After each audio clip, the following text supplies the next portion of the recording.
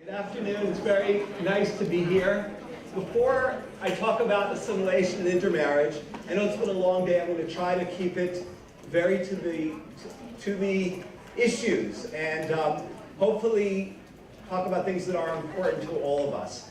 I do want to say that my 2 years in Israel made the whole difference in my life, and it's great to see people who are doing that, and I hope you're having a great year or 2 years here. So I'm kind of jealous because it's an amazing time and just enjoy it. Okay, so I want to talk about a young couple. A young couple that is very famous, but I think that through that young couple we can learn a lot. And I may here and there use some academic jargon, but I want to focus really on their story and the implications of their story. We have 14 minutes and 6 seconds to go. Okay, it's a big clock here. Did you know that? It's really strange. I've never done this before, but okay. Someone laughed after the previous performance. If one person laughed, I'm happy. Okay, so their names are Chelsea and Mark. Okay? Some of you go, oh, God. Okay.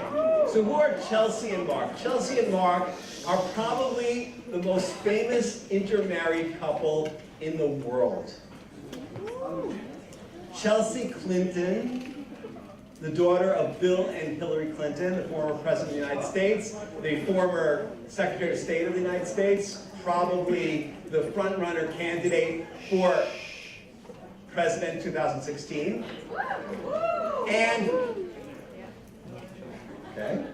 And Mark Mizvinsky, whose parents also happen to have been politicians. Both were in Congress. Unfortunately, his father spent some time in jail after that.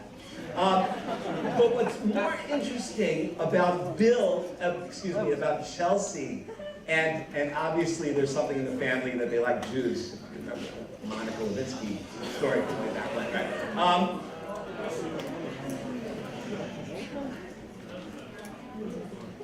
What's interesting about Chelsea and Mark for me is not that a Jew married a non-Jew.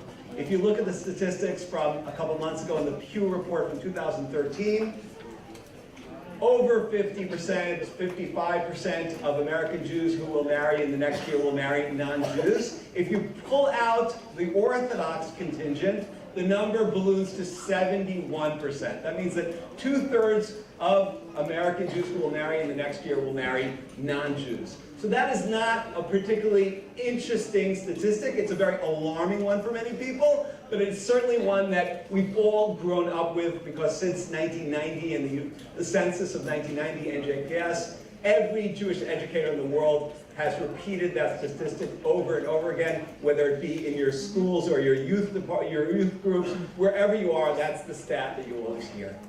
What's interesting about Chelsea and Mark is that from their wedding, we can see that neither of them is interested in sacrificing or abandoning their core religious identities. At their wedding, there was a priest and a rabbi.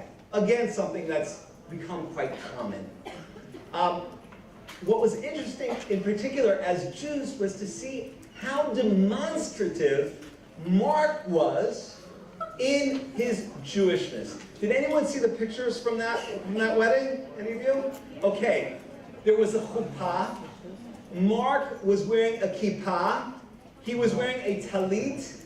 And there was a ketubah, a Jewish marriage writ that was with very beautiful calligraphy, which was in a very prominent place underneath the marriage canopy. And the rabbi was very prominent. Now, what interests me, that wedding was interesting, but what interests me is something that hasn't happened yet. And I'm an historian and I'm a scholar. At the same time, I sometimes think about scenarios. You know, remember that movie Next? I try to think of the possibilities and what could happen. So I'm assuming that at some point, Chelsea and Mark, 10 minutes, Chelsea and Mark are going to have a baby. And what interests me is what's going to happen when Chelsea and Mark show up in synagogue. How is the synagogue going to look at Chelsea? For that matter, how are they going to look at Mark? How are they going to look at Chelsea? And how are they going to look at the baby? That's what interests me. And the reason it interests me is because, as I said, Chelsea and Mark are typological.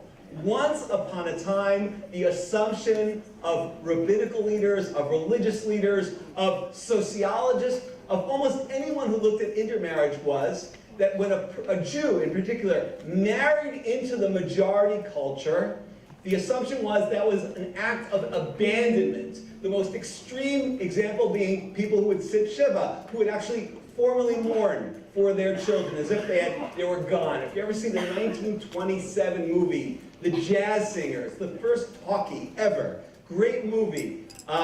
It's all about intermarriage and all about the fear that once this son of a chazan, of a cantor, marries Mary, his counterpart on their Broadway show, that's it. He's gone, he's out of the loop. That was once the assumption. For many years that was the assumption. Today, as we know from every study, as we know from every movie, as we know from every book that's been written on the subject in the last 15 years or so, it's no longer the case. The common, it's not the dominant, but it's certainly a very common scenario, is the scenario in which a couple gets married, one Christian, one Jewish, and each of them brings their culture, their background, their discourse, their proclivities, that which is important to them into the home. I assume there are people with us today who experience that on a personal family level because it's so pervasive at least in American Jewry, less so South Africa, less so Australia, but I was just in Australia last year, and it's very significant, increasingly significant in Australia, the same for the UK. Okay. And we can go on Canada as well.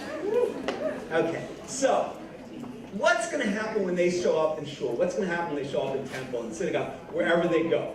So I'm going to do a little, very brief sort of review. If they enter a regular Orthodox synagogue, depends how polite they are, but maybe they'll treat Mark like a Jew. They will certainly not treat Chelsea like a Jew. And possibly, the question is, most probably they'll say, well, the mother's not Jewish, the mother did not convert to Judaism, the child is not Jewish. I'm sorry, we don't want to have anything to do with this child. There are exceptions. If they go to a Reform temple, the Reform movement in 1983 accepted patrilineal descent, and therefore if Mark is Jewish, then the baby will be Jewish, and they won't look at the background. As long as one parent is Jewish, that will be enough. If they go to a Chabad shul, Chabad's policy for the last few years is actually in many ways closer to Reform than it is to Orthodox. The Chabad policy is don't ask, don't tell. And the way Chabad runs is if there's Jewish blood, you can come in. Even if there's no Jewish blood, Chabad is very welcoming. And if we had time, we could discuss why Chabad is that way and why Chabad is such a challenge, not to Orthodoxy, but to the conservative and Reform movements. Because Chabad is making its inroads within liberal communities rather than within Orthodox communities. The group that, though, is the most interesting for me, you're all interesting, everyone's interesting to me, that's what I do for a living, it's exciting. But the group that's most interesting to me is actually the conservative movement. Okay. And the reason the conservative movement is interesting to me is because the conservative movement, in terms of the demographics, the people who go to conservative synagogues and to conservative youth movements are more like Reform Jews in terms of their background. For the most part, that wasn't always the case, that's the case today. At the same time, the conservative movement is much more strict as far as Jewish law is concerned, and the conservative movement till this day does not accept patrilineal descent. The conservative movement till today has basically the same requirements as Orthodoxy, meaning a Jewish mother or a halachic conversion. And there's a debate about what constitutes a halachic conversion. Okay. Now, what I did a big study on this, and I had a research assistant, and we went through lots of documentation and lots of websites, and we interviewed people, we read lots of documents, and I came across something that, at least to me, is fascinating. I don't have an answer to this, but I think it's something that gets us to think in new ways. And you guys came to Bar-Ilan, you gained a lot of different exposures, but one of the pieces of academics is to think about things a little bit differently and maybe to use tools that aren't, sort of obvious to come up with insights that could be helpful both on a practical and a theoretical level. So it turns out that many synagogues in the conservative movement have been struggling with this issue for the past decade. And there are quite a few synagogues that have actually created interfaith family committees to decide what is the status of Chelsea and Mark's child. Again, as an example, what happens when Chelsea and Mark or anyone like them comes to the synagogue, wants to be a member of the synagogue, wants their child to go to the Hebrew school, wants them to have a bat or bar mitzvah, wants them to go to the USY, to camps, to whatever is offered through the conservative movement. And there are a lot of different responses that have come out, but the one that I found most interesting was developed in Northern California among a consortium of conservative rabbis, and it's spread throughout the United States, slowly but surely over the last couple of years, since 2005. And that is a new terminology, a new status. If until now, at least in the diaspora, the discussion was Jew or non-Jew, within the conservative movement, they have come up with a third group, which they refer to as, anyone know? Okay, the term they use is Karov Yisrael. What does Karov mean? It means it's defined as a friend or relative of Israel. Okay? So if you take somebody who is married to a non-Jew, or somebody who is born to a couple like Chelsea and Mark, they are considered not Jewish halachically, but they are considered a Karov Yisrael. So for example, anyone here from Pittsburgh? Yeah? Okay, in Pittsburgh, Pennsylvania, there's a shul called Tree of Life, Eitz Chaim. In the Eitz Chaim shul, they adopted this term, Karov Yisrael, for non-Jewish members of intermarried families. And they had a big debate and discussion. And they said that if they bring up their child as a Jew, even if they don't convert formally, we will embrace them, bring them into the synagogue, and they can become involved in almost every activity of the synagogue. And we'll have two different statuses. We'll have Jews, and we'll have Krovei Yisrael. And then they started to think about it. Well, what about the fact that in our cemetery, there's a bylaw that says that only Jews can be buried there? What are we going to do with the bar mitzvah of the kid if he does convert regarding the mother? What are we going to do?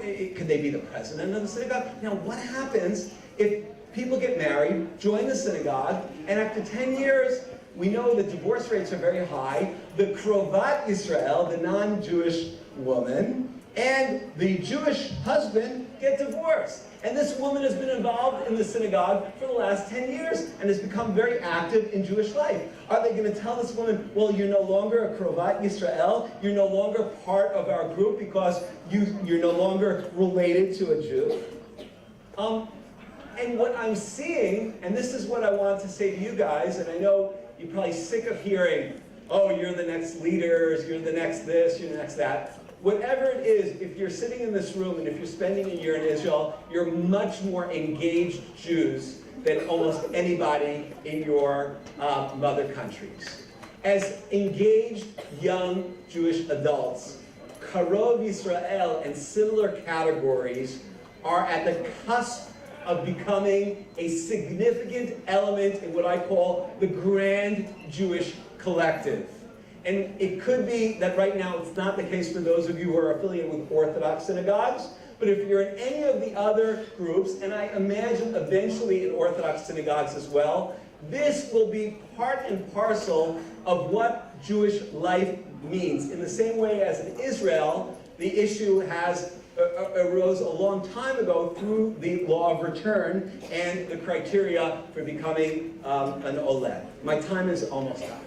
So, first of all, I want to reiterate, I want to thank you very much for your unbelievable attention. I had no expectation that it would be as calm and quiet. So either you guys, and I don't hear that much snoring, so that's pretty good. Okay, so thank you very much for your attention.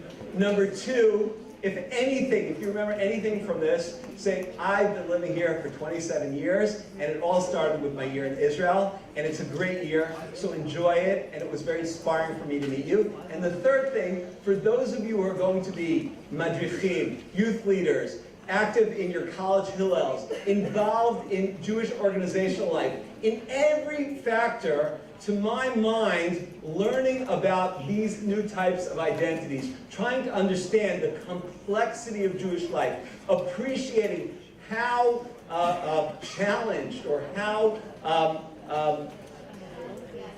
significant these different types of factors or different types of identities that are arising are, I think that these things will give you insight and will help you to be more active and more effective members of the Jewish people. Thank you very much.